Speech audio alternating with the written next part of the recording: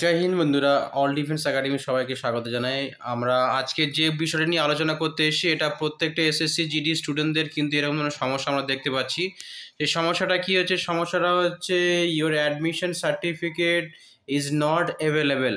তো এরম ধরনের যাদের দেখা যাচ্ছে বন্ধু, তারা নিরাশ হওয়ার কোনো কারণ নেই বা মায়ুস হওয়ার কোনো কারণ নেই বা হতাশ হওয়ার কোনো কারণ নেই। কারণ হচ্ছে এরম ধরনের কিন্তু জিনিসগুলো, your admission certificate is not available, এইগুলো কিন্তু দেখাচ্ছিল। কিন্তু পরবর্তীকালে আমাদের যে স্টুডেন্ট, আমাদের অল ডিফেন্স একাডেমির যে সমস্ত স্টুডেন্টগুলো ছিল, সেই সমস্ত স্টুডেন্টদের আমরা দেখেছি দুজনার ঠিক এরকমভাবে দেখিয়েছিল, কিন্তু রাত 12টা 12:30 পরে কিন্তু তাদের কিন্তু এই যে অ্যাডমিট কার্ডটি আবার চলে এসছে। তো এ দ্বারা প্রমাণিত হয় যে বন্ধুরা, তোমরা এরকম যে লেখা উঠছে your admission certificate is not available, তার মানে এই নয় যে তোমরা পরীক্ষা দিতে পারবে না বা তোমাদের যে ফর্ম আছে ক্যান্সেল হয়েছে। কোনো কিছু হয়নি বন্ধুরা, তোমাদের ফর্ম যেমন সাবমিট করে দিলে অবশ্যই সব ঠিক আছে।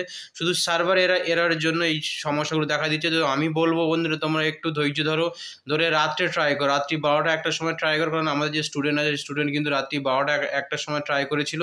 তো ট্রাই করার পরে কিন্তু সে তার অ্যাডমিট কার্ডটি পেয়ে গিয়েছে। তো বন্ধুরা, এরম যে লেখা উঠছে সেই জন্য কোনো নিরাশ হওয়া বা হতাশ হওয়ার প্রয়োজন নেই।